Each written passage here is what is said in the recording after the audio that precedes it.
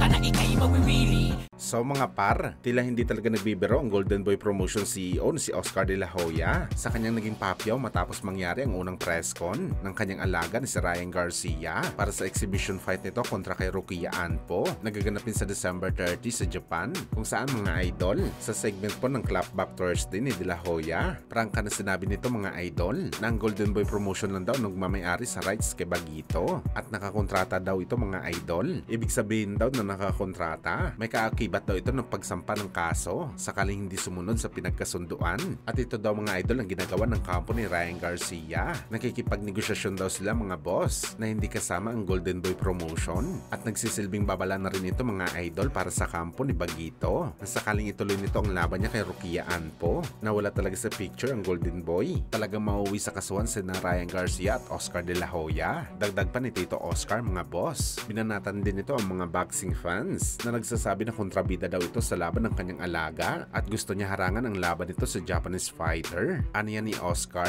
Gusto naman daw nila mapalaban sa Ryan Garcia. Gusto nila ito makakuha palagi ng mga bigati na kalaban. Pero isipin daw ng mga tao, mga idol, na business daw ni De La Hoya ang kanyang promotion na Golden Boy at kailangan din nila kumita. Dapat daw i-honor ng kampo ni Ryan Garcia mga idol ang kanyang pinirmahan na kontrata na Golden Boy lamang ang merong right sa kanyang mga laban. May kagaya sa sabi ko mga idol nung nakaraang vlog natin, magkakaroon talaga ng problema ang laban ni Rukia Anpo at Bagito kapag wala sila padulas na ibibigay kay De La Hoya. At kampante naman tayo mga idol na matutuloy ang laban na to sa rason na galante ang mga Japanese fighter na magbigay ng pera. Palagay natin mga boss, kaya nila punuin ang bulsa ni Golden Boy para manahimik na ito at tayaan matuloy ang bakbakan.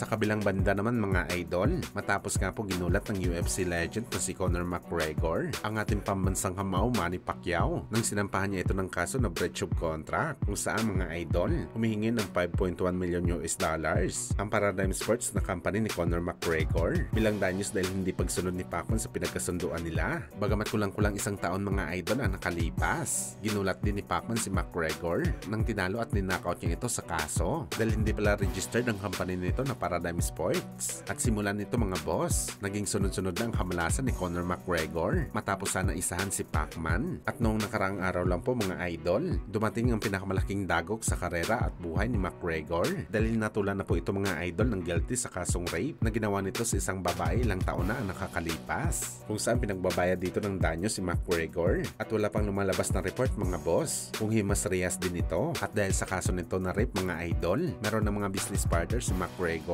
na posible kumalas sa kanya dahil sa nangyari. At sabi pa nga ng mga Pinoy boxing fans mga idol, tunay daw talaga na kinarma si Conor McGregor sa ginawa niya kay Manny Pacquiao.